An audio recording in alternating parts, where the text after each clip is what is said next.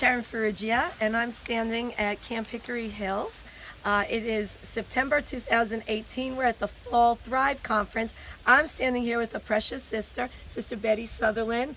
Honored to know her. She attends a local church, Empowered Ministry, Yes, and we are interviewing thrivers, trying to get an idea of ministry you might participate in and some things that you have experienced in the Lord. Tell me a little bit about what you do at Empowered. At Empowered, I am the church clerk. I'm also the ministry leader for our Joy group, which is just older youth, our senior adult group, and I'm also the ministry leader for our greeters. I like Joy. That's Yeah, we kind of like it too. That's a great little word.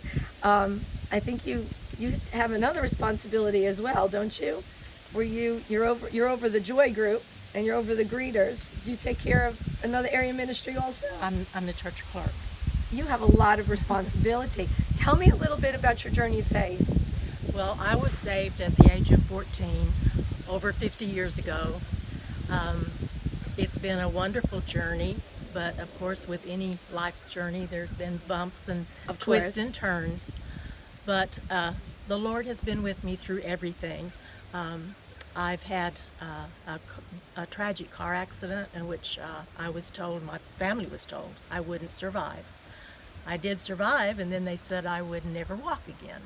But we can see the Lord had other things in plan for my life. I have been an educator all of my life, elementary school.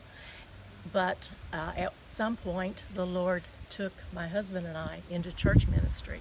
So we have been on staffs at different churches. Beautiful. In preschool and children's education areas.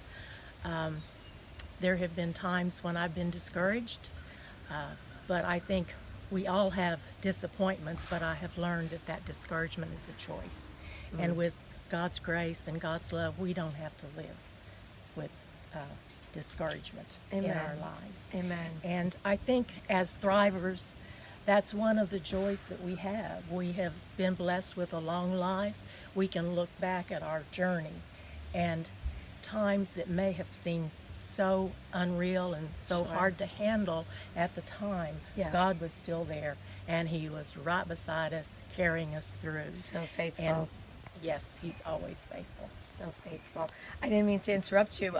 You make me recall a little saying that we often say locally is we don't waste days. We might have a few moments of discouragement, but we're not going to waste a whole day. Now, in talking to you just prior to this, I think you had something you really wanted to share with the next generation. Sure. And I think as thrivers, that's so important for the younger generation to look at us and not just dismiss us. Believe it or not, we've probably experienced the same things that you have. But what I would say to you, there is a scripture that says, stand still and see the salvation of the Lord. And I know that in our busy society today, it's easy to get so busy that we don't take time to meditate and to study and learn and just pray and be near the Lord. He will show you what to do. He will lead you.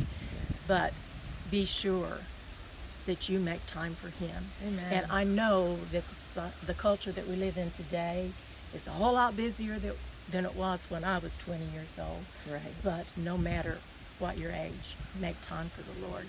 Such wise counsel and such a beautiful woman of God. Thank you for always spreading joy. You really do everywhere you go. And we love you. Thank you. Thank you so much.